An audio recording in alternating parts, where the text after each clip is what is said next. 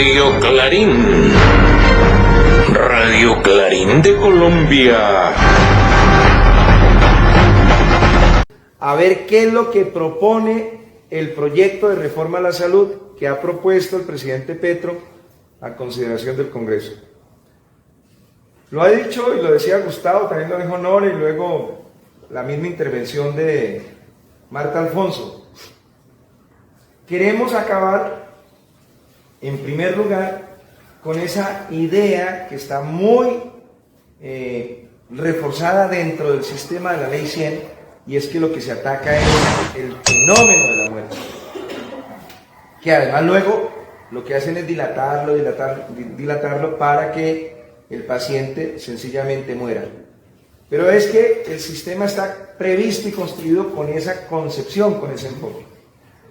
Aquí lo primero que reivindica la reforma a la salud es la recuperación de un principio que es un programa, que es una política pública, que se llama atención primaria en salud. Y aquí tengo que decir una cosa que siempre la señalo porque a mí me encanta recuperar las memorias de los seres humanos que hicieron posible esto.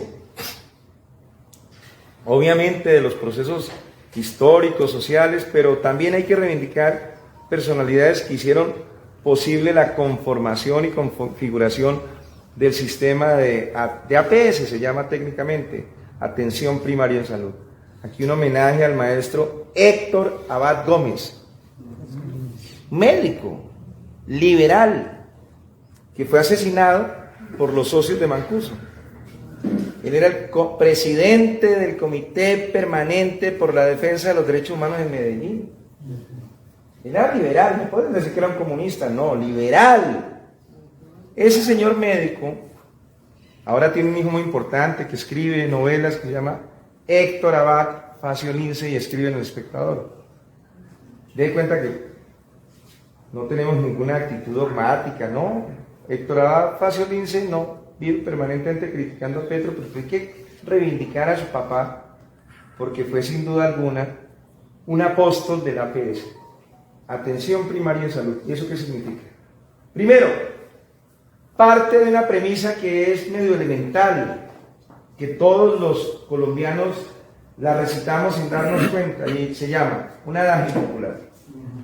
Es preferible prevenir que curar. No hay nada más cierto que eso. Si usted previene la salud de la gente antes de que aparezca la enfermedad, usted lo dijo muy bien en el micrófono. Por eso es que al final las EPS terminan desbordadas por su propio invento necrológico, porque el enfoque es sobre la muerte, no sobre prevenir para impedir que aparezca la enfermedad. ¿Y cómo se logra eso?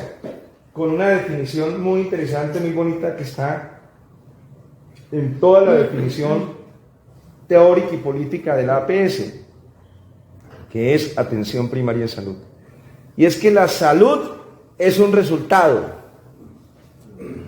que lo definen perfectamente 10 determinantes sociales, económicos y ambientales. Es decir, la salud, al igual que la enfermedad, dependen de unas determinantes sociales, económicas, ambientales.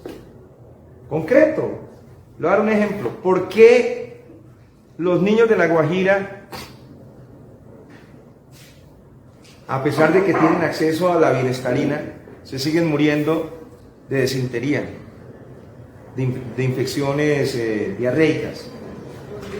Sencillamente porque el agua es fundamental en la salud y en la vida de la gente. ¿Sí se dan cuenta de esto? Oigan, es que esto no es un tema de fármacos. Nos metieron en una cultura mortal y es creer que todo se resuelve a partir de fármacos. No, el fármaco es cuando ya apareció la enfermedad. Lo que queremos es que no aparezca la enfermedad. Lo que queremos es que no tengamos que recurrir ni siquiera a la fase preliminar de ataque a la enfermedad, que es el fármaco. ¿Y cómo se logra eso? Entendiendo que mi salud, la salud de mi comunidad, La salud de la colectividad depende de un conjunto de factores que los expertos como Carolina Corcho, que lo hace muy bien, señalaban que son las determinantes sociales de la salud, las determinantes económicas de la salud, las determinantes ambientales de la salud. Entonces, puede que allá, por ejemplo, en el caso de La Guajira, haya mucha bienestarina, pero no hay agua potable. Los niños se van a seguir muriendo de diarrea, porque el agua potable determina la salud o la enfermedad de la gente. Una cosa tan elemental como esa, agua, pero no cualquier clase de agua. Estos días estábamos en un debate sobre el río Bogotá. Tenemos un río maravilloso, pero ¿quién se ponía a tomar agua del río Bogotá? Se muere. El agua potable es una determinante, ahí sí lo puedo decir, subrayado, en letra cursiva y además, evidentemente, en negrilla. El agua determina la salud de un pueblo. 72% tenemos los humanos de agua. El agua potable, porque no se trata de cualquier clase de agua.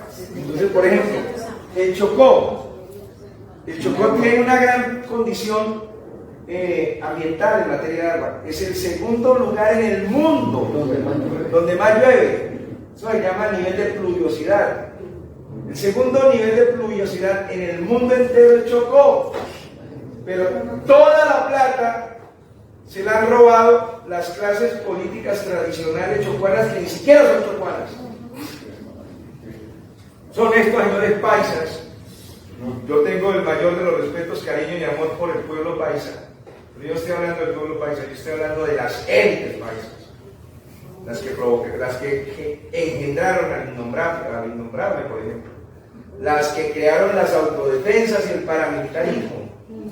La mejor demostración fue ese diputado, ya se murió además, que dijo que invertir plata, hacer inversión pública en el Chocó era como ¿qué? Perfumar. ¿Como qué? Perfumar. ¿Pero qué? ¿Perfumar qué? Perfumar un bollo. En español, compañero. Pero no lo dijo hace 500 años. Hace menos de 8 años. Dijo, invertir un peso público en el Chocó no tiene sentido, porque es como invertir en perfumes para perfumar un bollo. El racismo.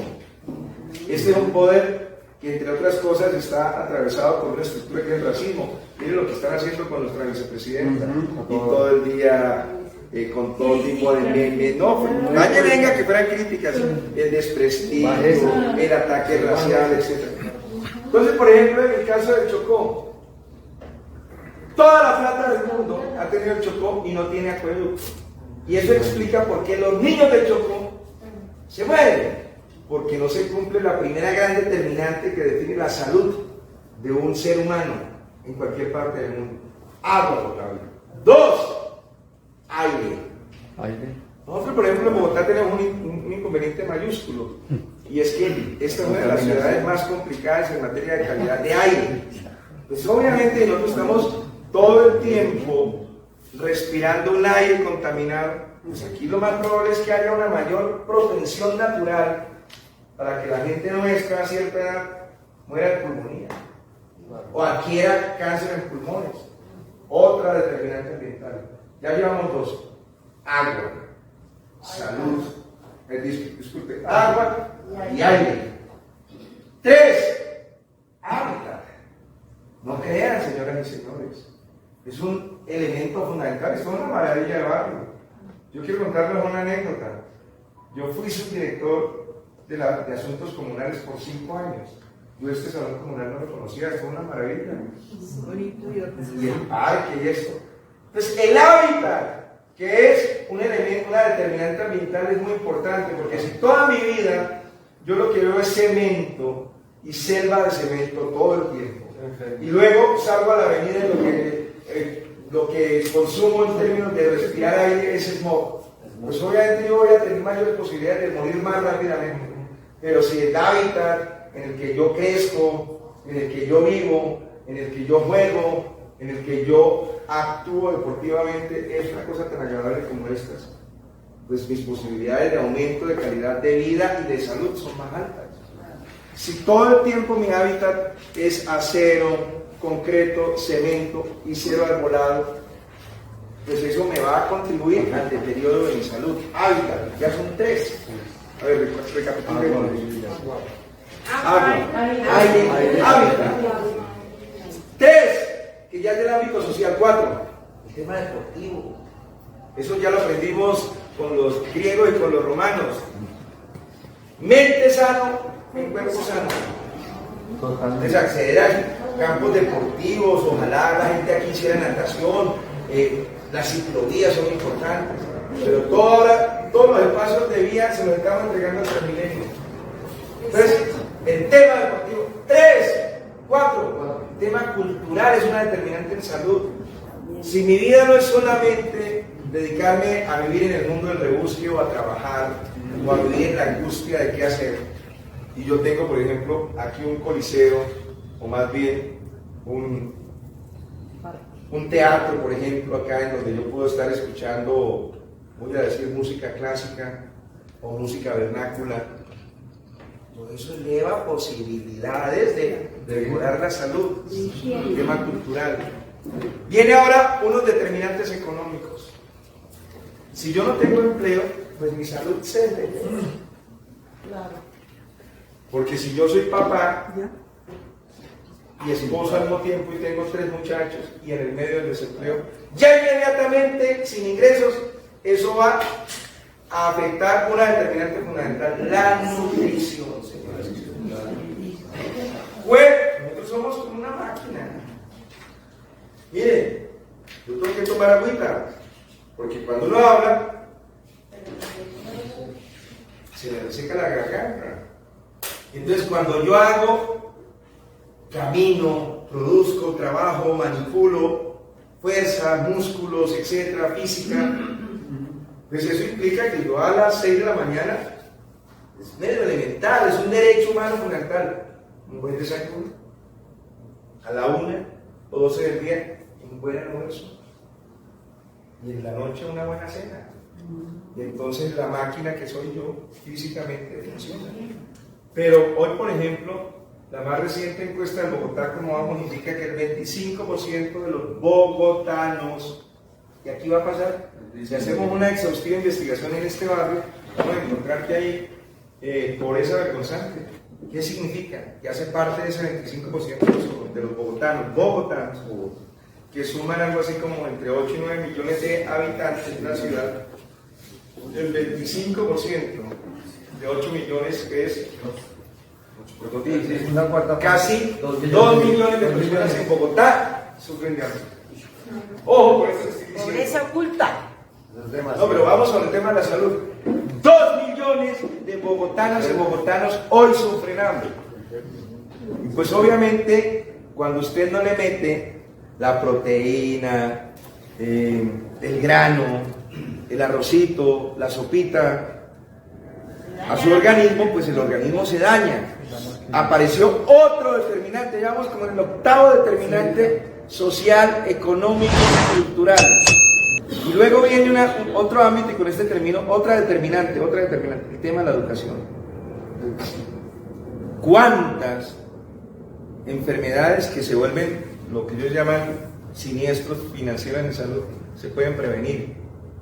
Con cosas tan elementales, y eso solamente es el resultado de un proceso de formación educativa. Que yo llego ahora a mi casa y voy a ingerir un alimento. Y estuve en el Transmilenio, lo mínimo que yo debo hacer es bañarme las manos.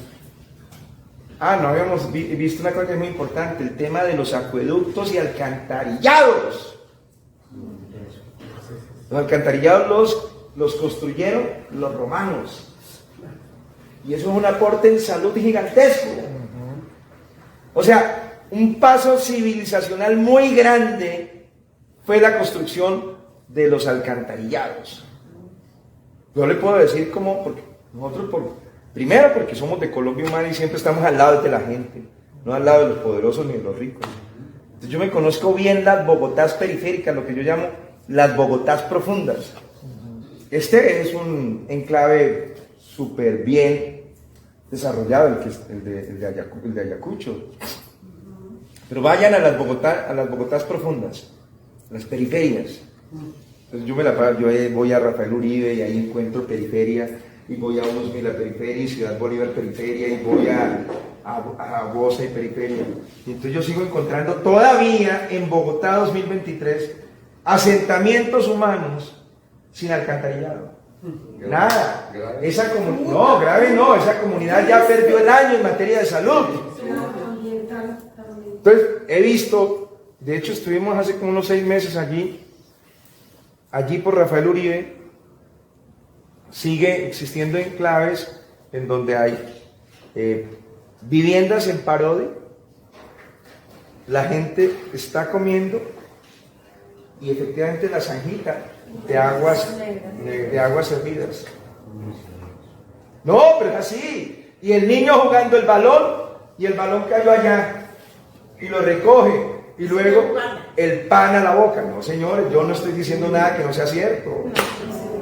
Entonces, ese es un determinante sistema y es parte de los determinantes ambientales, que es lo que tiene que ver con la construcción y el derecho a un alcantarillado. No podemos seguir permitiendo que la gente siga utilizando mecanismos que son que van en contravía de un propósito de calidad de vida en salud. La letrina, por ejemplo, el pozo séptico. Entonces, mis amigas y mis amigos, lo que quiero decir con esto es que cuando nosotros incorporamos en el proyecto de reforma a la salud APS, es porque entendemos que lo que queremos es proteger la salud, no tratar la enfermedad, porque el principio es elemental. Es preferible prevenir que curar. 2, segundo principio, medicina predictiva. Es decir, que sea capaz de ir mediante los más importantes desarrollos tecnológicos para que cuando la compañera va, por ejemplo, al médico, ese médico inmediatamente ordene, simplemente por prevención, exámenes predictivos. Los países más avanzados en materia de salud. Y aquí voy a decir, y lo digo con tranquilidad, los contradictores nuestros, esto que voy a decir les parece un horror. Yo tengo que decir, yo conozco bien Cuba y debo decir que en medio de sus dificultades y en medio de sus necesidades es considerado, no por mí, que sería irrelevante, por la OMS, Organización Mundial de la Salud, ocupan uno de los 3 primeros lugares de sistemas de salud fundamentales, porque cumplen con el principio de APS, de salud predictiva, porque están permanentemente chequeando a su pueblo, es decir, periódicamente tienen que pasar por el conjunto de especialistas y previenen. Y luego viene una cosa más importante para que los señores estos de las EPS aprendan un poquito cómo se debe tratar con dignidad a un ser humano. Viene el tercer principio que se llama una salud con capacidad resolutiva. Capacidad resolutiva. Y es que apareció ya el primer síntoma que indica que hay una situación que debe ser tratada en forma inmediata porque indica posible enfermedad. Entonces inmediatamente, sin dilación, ordena que haya un tratamiento específico cuando aparece, por decir, un tumorcillo por acá. Capacidad resolutiva, que es la que no tiene ese sistema, porque ese sistema lo que tiene es abogados e ingenieros para medir la calidad de salud, pero el sistema financiero de la EPS. Esos 3 principios están contenidos en los primeros capítulos de la reforma a la salud. 4, porque vamos avanzando rápidamente. Sobre esto me detengo un poquito. Vino el COVID. Y el COVID, eso no fue la maldición de Dios contra la humanidad. Eso fue la irresponsabilidad del ser humano que por razones antrópicas termina matando la naturaleza. Y eso es lo que se expresa en términos de cambio climático, en términos de emergencia climática, en términos de crisis climática. Cuando hay aumento de la temperatura por el aumento del dióxido de carbono, por efectos de la utilización abusiva de los combustibles fósiles, se calienta el globo. Y eso inmediatamente, ¿dónde va a parar? En que se derriten los polos. Y si se derriten los polos, pues hay obviamente un aumento del nivel del mar. Pero eso no es lo importante que quiero decir ahora. Es que cuando se derriten los polos, nos aparece una caja de Pandora. Porque entonces hay seres que fueron vivos, que efectivamente estaban allí en condición ya de muertos, pero estaban completamente encapsulados por la capa de hielo.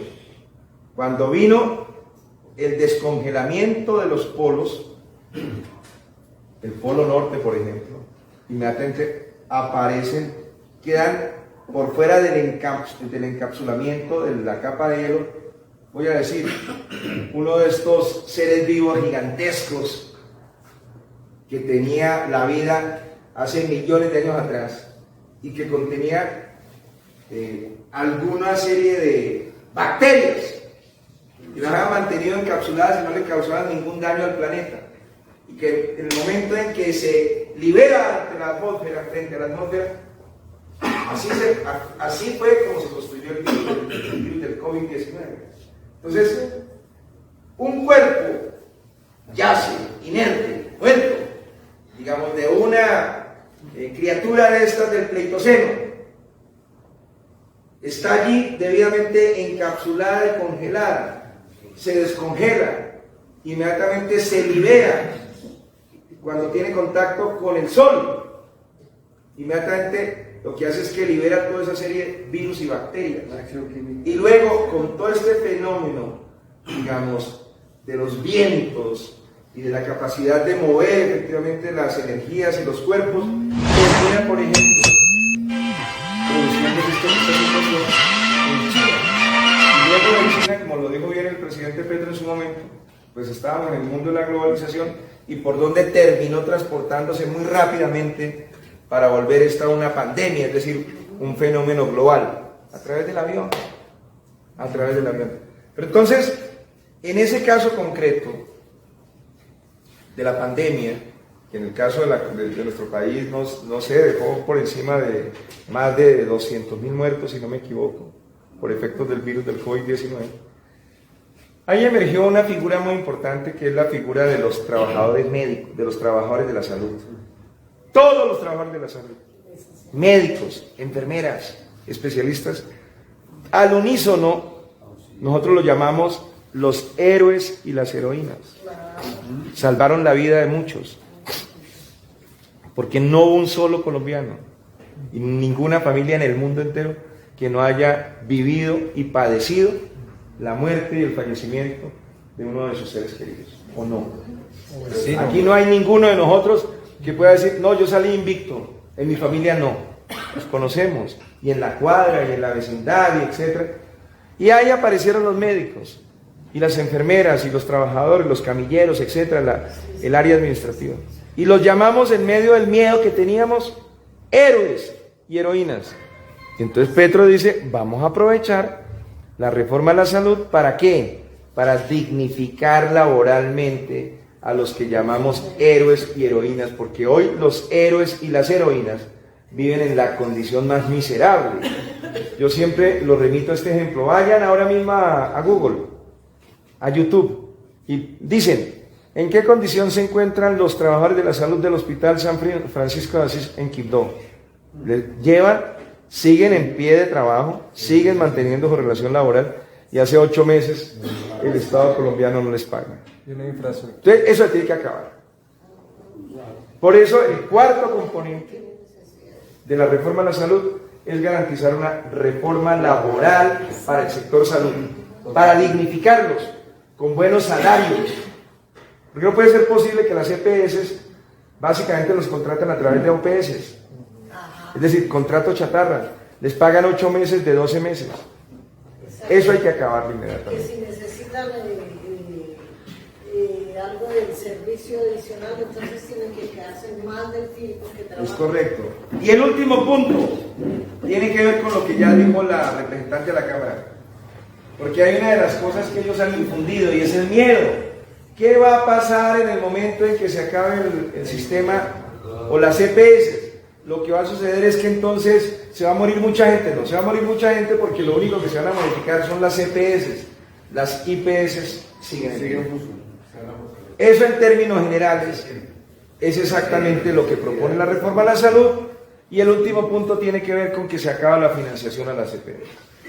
Y lo que va a hacer es que el gobierno nacional y el Estado colombiano se va a encargar de manejar los recursos públicos para que las EPS no abusen con su integración vertical, que lo único que hacen es llenarse los bolsillos con actividades que no son propias de la salud, no le pagan a las IPS básicamente públicas, y por eso matan San Juan de Dios, matan en general toda la red pública hospitalaria, y lo que ha dicho el presidente Petro es que eso se acabó, y entonces ADRES, que es una entidad del Estado, va a cumplir la tarea justamente de entregarle fundamentalmente la plata a las IPS, para que las IPS permanezcan todo el tiempo. IPS son instituciones prestadoras de salud permanentemente al servicio de darle tratamiento a las personas que lleguen en condiciones de una situación de enfermedad, que esperamos que con el sistema se reduzca el porcentaje de la gente, porque lo que vamos a trabajar es fundamentalmente sobre las 3 primeras etapas, y es que no nos aparezca efectivamente el proceso de enfermedad, sino que sencillamente se aplique la política de la prevención. Y eso implica una reforma social, porque eso implicará acueductos en todo el mundo, en todo Colombia, alcantarillados en todo Colombia, soberanía alimentaria en todo Colombia, seguridad alimentaria en todo Colombia, porque si los niños nuestros comen bien durante toda la infancia, de 0 a 5 años vamos a tener niños sanos, con cerebros bien cultivados, bien alimentados y además con tallas mucho más altas. Eso lo hemos logrado. O sea, esto que estoy contando no es mentira. Nosotros logramos elevar en 3 centímetros la talla de los niños bogotanos en los 4 años de funcionamiento de la Bogotá humana, porque lo que se hizo fue invertir fundamentalmente en la gente, en la condición humana. Si hay gran inversión social en la condición humana, tengan la seguridad, primero, que aumentamos la expectativa de vida, es decir, se aumenta la edad de la gente para vivir con calidad, vivir dignamente. Esos son los cambios más importantes que contiene el proyecto de reforma a la salud.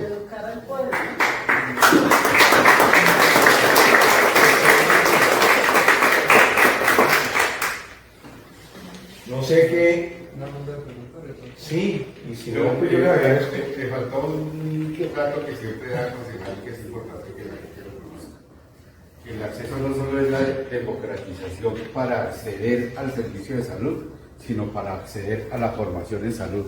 Y eso la formación en salud de los médicos, ampliar lo de la distrital, que usted siempre lo comenta. Claro que sí. Lo había dicho que sí. No, usted lo acaba de decir, está bien. Sí, está bien. Hay una serie de desinformación, muchos tenemos inquietudes, pues es el momento en que las podamos resolver. Entonces, hagamos una ronda de preguntas. Bueno, muy buenas noches. Primero que todo, mi nombre es Oscar Palomino, soy el director general de www.impactofmstereo.com, www.impactofmcolombia.com. Precisamente la emisora está aquí en Hogares Colombianos de Ciudad Kennedy. Yo sí quiero aprovechar y lo que ha dicho el doctor Cuesta. Veo que algo fundamental, primero que todo, saludo especial para mis compañeros de las diferentes emisoras que están acá, de Radio, Clarín de Colombia. Gracias. Pienso, doctor Cuesta, que todo lo que usted acaba de decir, y ya que estamos nosotros con nuestras comunidades, y que es clave fundamental que viene dentro de la política de nuestro presidente Gustavo Petro, es precisamente el manejo de los medios de comunicación. Tristemente y lamentablemente hoy, si vamos a Caracol o a RCN, un médico no puede hablar si no paga una millonada automáticamente, o si habla es porque simplemente le quieren meter un producto X o Y, porque es la venta comercial que hay de por medio. Pienso que todo lo que usted acaba de exponer y que muchas personas, y otra forma de la prevención es precisamente abrir a través de los medios comunitarios alternativos para que las enfermeras, los médicos, los especialistas puedan hacer programas de radio, de televisión, a través de los periódicos, a través de todo, para que le llegue a las comunidades. Creo que es fundamental la utilización de los medios comunitarios y alternativos, que es una forma diferente, porque lamentablemente a veces eso se nos queda ahí, en el tintero, y eso es lo que nos han tratado de ocultar. La pregunta, concejal, que queremos hacer es cómo, de qué forma, de qué manera desde las comunidades podemos incentivar, podemos pues enfrentar a ese gigante que de una u otra forma quiere llevar abajo y tumbar ese proyecto tan importante como es el de la reforma a la salud, para que las personas comprendan realmente, como usted lo acaba de explicar, en qué consiste el proyecto, porque desafortunadamente nosotros acá lo tenemos claro, pero afuera se está tergiversando y se está dando una información que es totalmente contraria a lo que es la realidad, y que es donde vemos nosotros el papel fundamental que tenemos los medios. Muchas gracias, y lo esperamos también en los estudios de impacto. Qué buena la reunión, a Gustavo y a los que organizaron, y a concejal Cuesta. Excelente la exposición que nos ha hecho usted, porque nosotros como usuarios no sabíamos nada, somos ignorantes, y afortunadamente el pueblo colombiano podemos decir que goza de buena salud. ¿Qué tal si fuéramos más enfermos? ¿En qué estaríamos? Aquí realmente el uso a las EPS, los pacientes casi no piden citas. Ya después de ciertas edades, ya los mayores usuarios son las personas mayores, ¿cierto? Los que más utilizan el servicio. Pero realmente nosotros nos sentimos engañados con esa exposición, que sabemos que es cierta, pero realmente mucha gente no sabe de la situación que estamos viviendo y que necesitamos. Esas reformas las necesitamos, pero por los medios, y yo escucho la W, no es porque me gusten esas voces agradables, sino que nos tienen muy engañados y manipulados a toda hora desde que comienza el programa. Inclusive en la reunión que tuvimos esta semana en Teusaquillo, en Codema, yo decía, ¿cómo vamos a hacer para ir a los medios y pararnos con pancartas y decir que no nos engañen más, que no nos encarreten más, que están jugando con nosotros? Entonces, qué bueno estas reuniones, y nosotros nos tenemos que comprometer desde nuestras casas, desde nuestras comunidades, a salir, y nosotros muchas personas estamos ocupados entre semana. Entonces la propuesta es que aprovechemos sábados y domingos, hagamos saliditas, pero tenemos es que reunirnos varias personas, no importa que seamos de Kennedy, si nos toca ir a Suba o a donde nos toque ir, porque a veces en nuestros propios barrios la indiferencia es total. Entonces esa es la apuesta, y de verdad que necesitamos unas reformas que se unan, como dijo el concejal. La reforma a la salud tiene que estar pegadita a la laboral y a la reforma pensional. Todo eso es que no las podemos dejar sueltas. Entonces, comunidad, qué bueno que estén aquí, y ojalá hagamos el trabajo es para allá. Muchas gracias.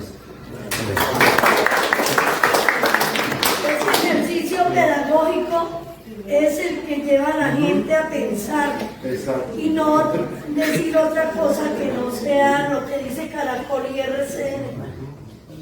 No ve Caracol, ni gracias Nos están engañando.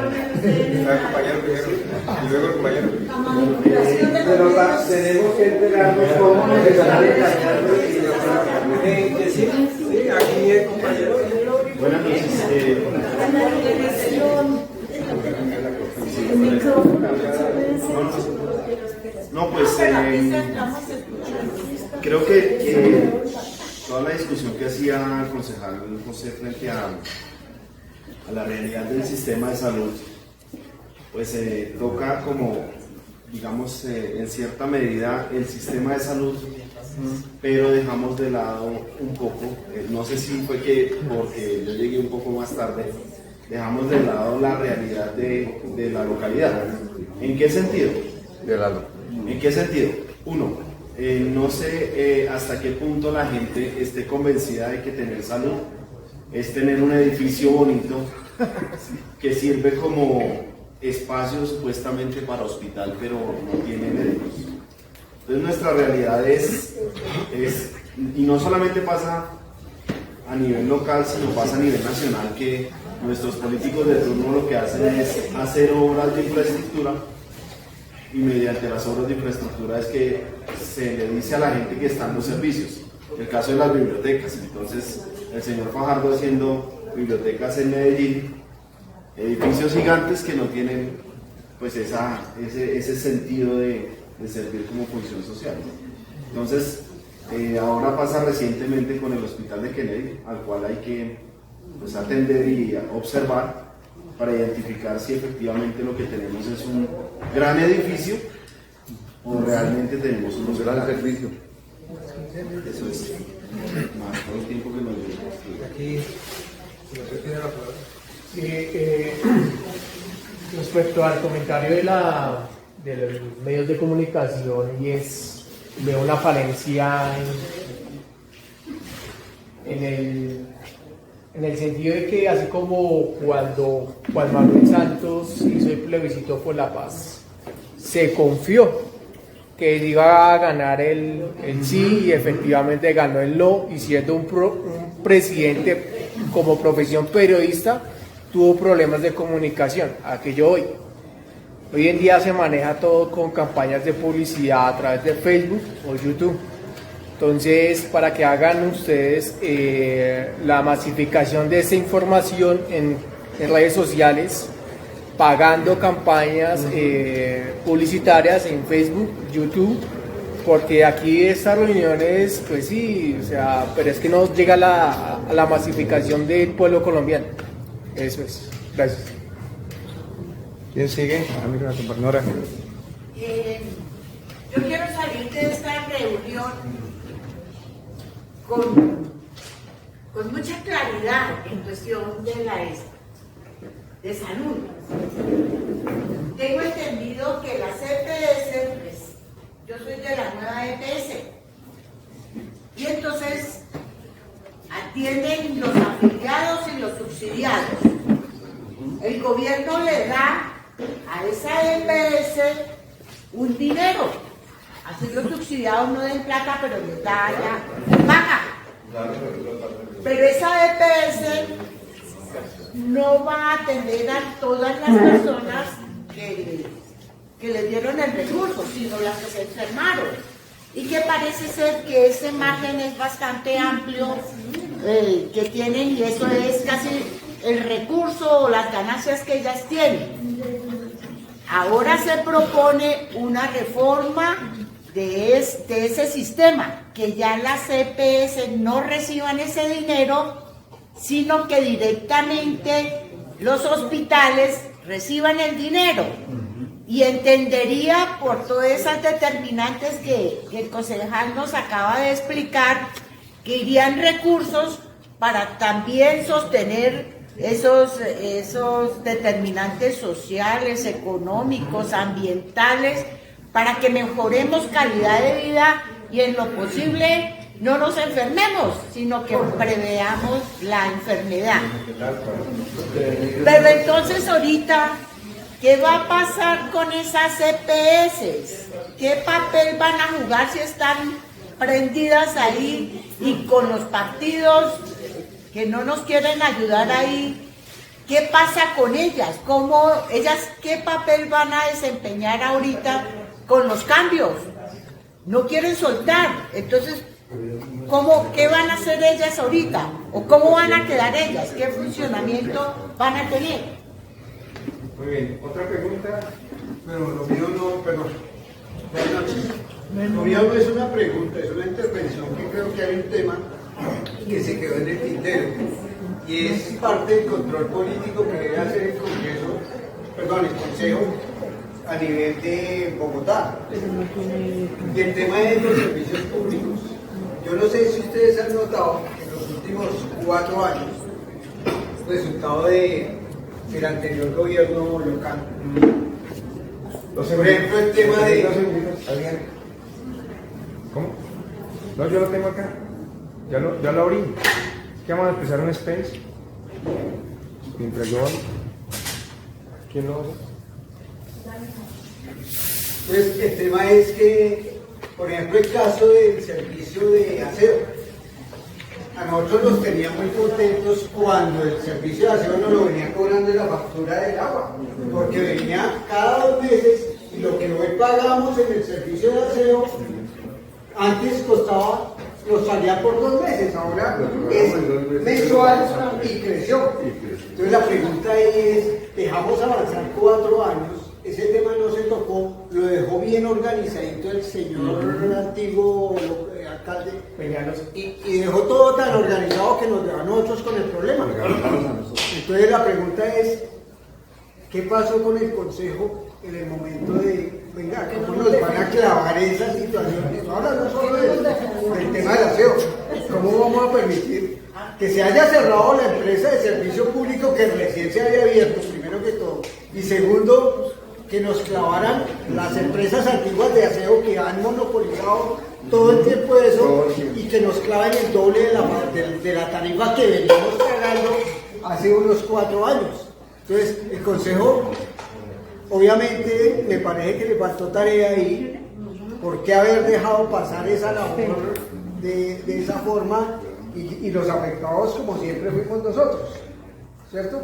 Entonces, creo que es una crítica constructiva a que el Consejo que venga, y el que venga, porque el que ya va a terminar, entonces el que venga, que empecemos a frentear ese tipo de casos, porque no puede ser que todo sube, porque en este país nada baja, ¿cierto? Aparentemente nada baja. El caso es que suben los servicios públicos, sube el costo de la vida, aparentemente sube la inflación, ¿cierto? Todo eso va amarrado, pero nosotros tenemos el mismo ingreso. Y afecta a la Bien, familia. entonces empecemos por la última pregunta.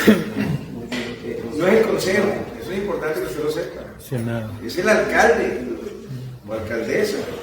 Y eso me da pie para decir que, ojo, vamos camino a las elecciones. Si la gente vuelve a elegir otra versión Peñalosa, entonces mi hermano, yo le quiero decir, por ejemplo, que en el caso del Consejo de Bogotá, concejales de Petro, lo que llamarían el pacto histórico, somos 7. Y ahí la mayoría es efectivamente unas bancadas que siempre votan a favor de la alcaldesa Claudia López, que es una versión de Peñalosa. Nosotros llevamos 8 años bajo el dominio del peñalosismo. Llevamos 8 años bajo el dominio del peñalosismo. Toda la plata, toda la inversión pública para Transmilenio, y más Transmilenio, y más Transmilenio. Y luego dice Claudia López, no permitiré hacer Transmilenio por la 68, y fue lo primero que hizo. No, en mi administración no va a haber Transmilenio por la 7ª, lo va a hacer. Entonces, en esto también es importante tu pregunta, y por eso quise arrancar por aquí. Hay que tener también la información que nos permita saber cómo es que está constituido el poder político en la ciudad. El Consejo hace control político, pero aquí donde se ha equivocado la ciudadanía, tengo que decirlo, es que cómo es posible que después de una administración en donde se vio que efectivamente hubo una lucha contra la corrupción, que la plata que llegó se la entregó a la gente, el alcalde Petro, no, luego mayoritariamente la gente votó por Peñalosa. Y el señor Peñalosa hizo lo que sabe hacer, negocios. Entonces todo lo que nosotros adelantábamos, que fue convertir la política de basura cero en una realidad, que usted cuente una cosa que es real, nosotros logramos construir una empresa pública para el servicio de aseo que se redujo notablemente el valor porcentual y nominal de la tarifa del servicio de la salud de Bogotá, del servicio de aseo en la ciudad de Bogotá. Luego, pues, este señor que se dedicó fue a destruir todos los pilares administrativos de la política pública que había hecho y dejado instalados Bogotá Humana, pues sencillamente se lo entregó nuevamente a los sectores privados, porque como bien lo dijo en algún momento alguien, las basuras han convertido en Bogotá han dado lugar a crear una de las industrias más fructíferas más generosas desde el punto de vista de la producción económica y quedan en manos además de lo que han denominado las oligarquías de las basuras. Entonces, ¿cómo revertimos eso? No es el consejo. Revertimos eso sabiendo votar el próximo 27 de octubre. Esperemos que el pacto histórico defina quién va a ser su candidato. Todo parece indicar que va a ser Gustavo Bolívar. Y esperemos que Bolívar sea alcalde. Y eso nos va a permitir sacar adelante una tarea que sigue siendo necesaria, y es lograr la aplicación e implementación de una política pública de basura cero, que fue lo que en su momento dejó instalado el alcalde Petro.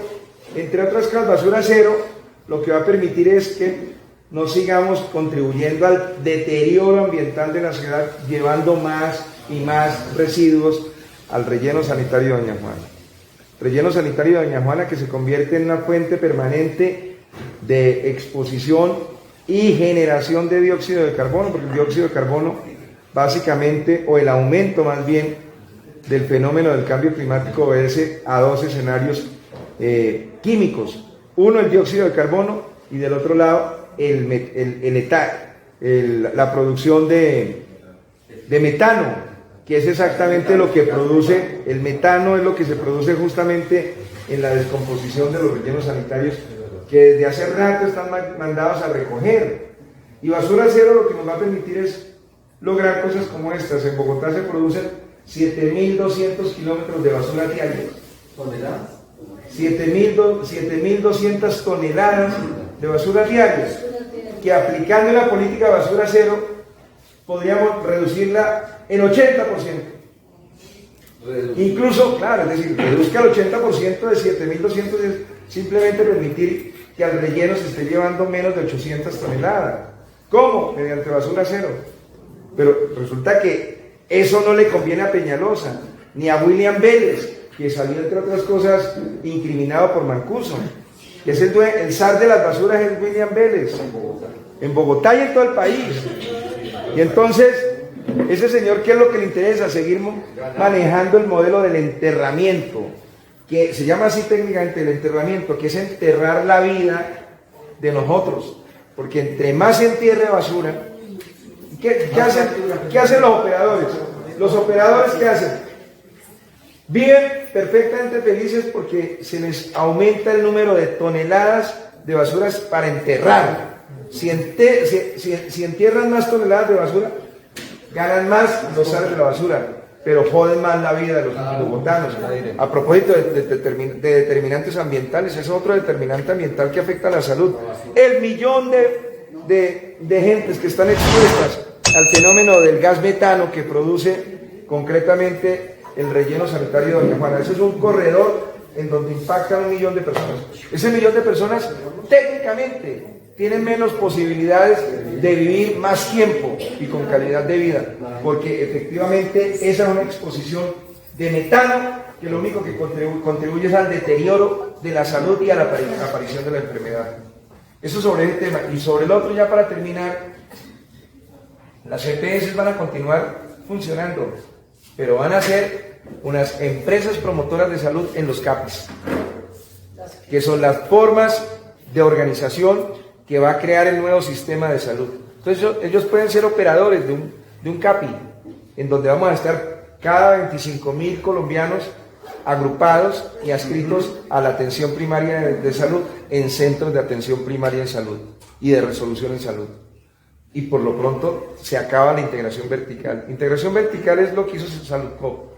Con la plata que le entregábamos nosotros, lo que menos hicieron fue administrar recursos para hacer gestión en salud. ¿Qué hicieron? Administrar recursos públicos de salud para gestionar sus propios negocios. Entonces construyeron una red económica que llaman clúster. Y entonces de Saludcop se desprendían perfectamente 40 empresas.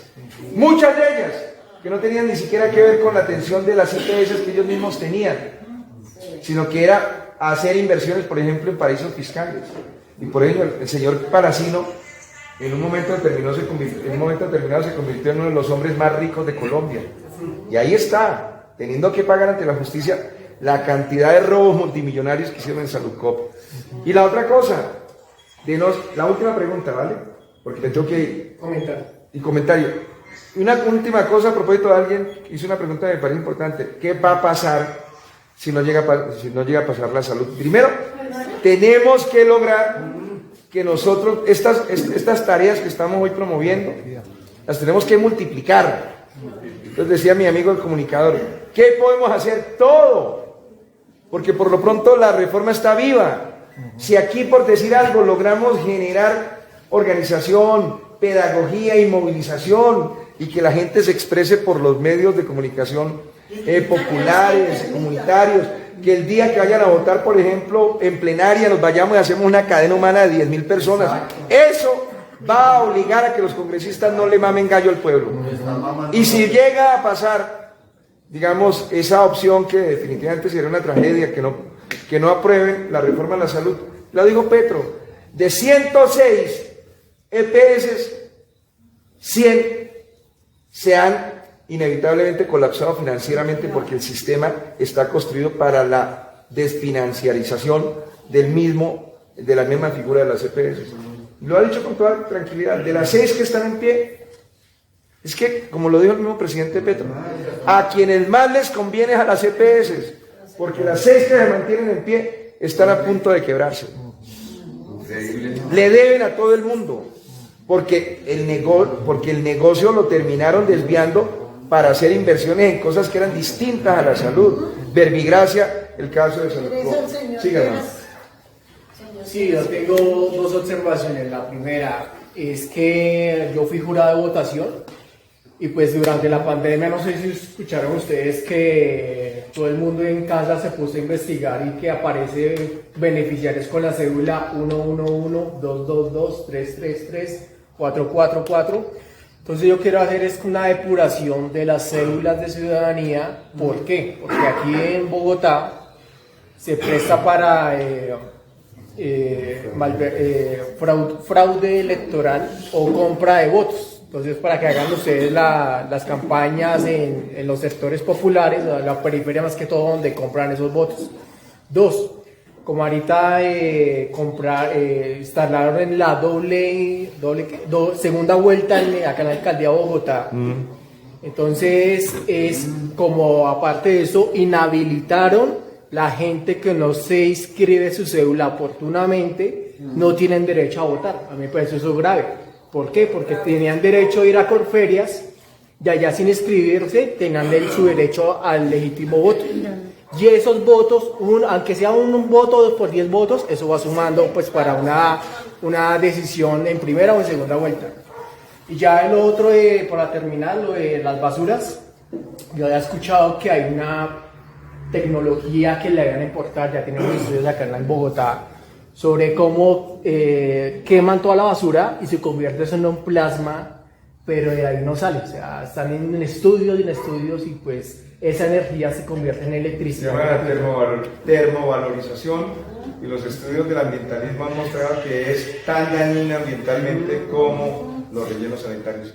Por eso el proyecto de termovalorización con el cual se ha comprometido esta administración lo tuvo que retirar. Que los estudios, por ejemplo, proyectos de termovalorización en el mundo entero ya existen muchos. En América Latina, por ejemplo, ya un proyecto de un montaje de termovalorización existente en América Latina, concretamente en Buenos Aires, y el otro en Ciudad de México. Y los daños ambientales colaterales llevan a la conclusión, desde el punto de vista técnico, a través de investigaciones que han adelantado los expertos, que resulta peor el remedio que la enfermedad.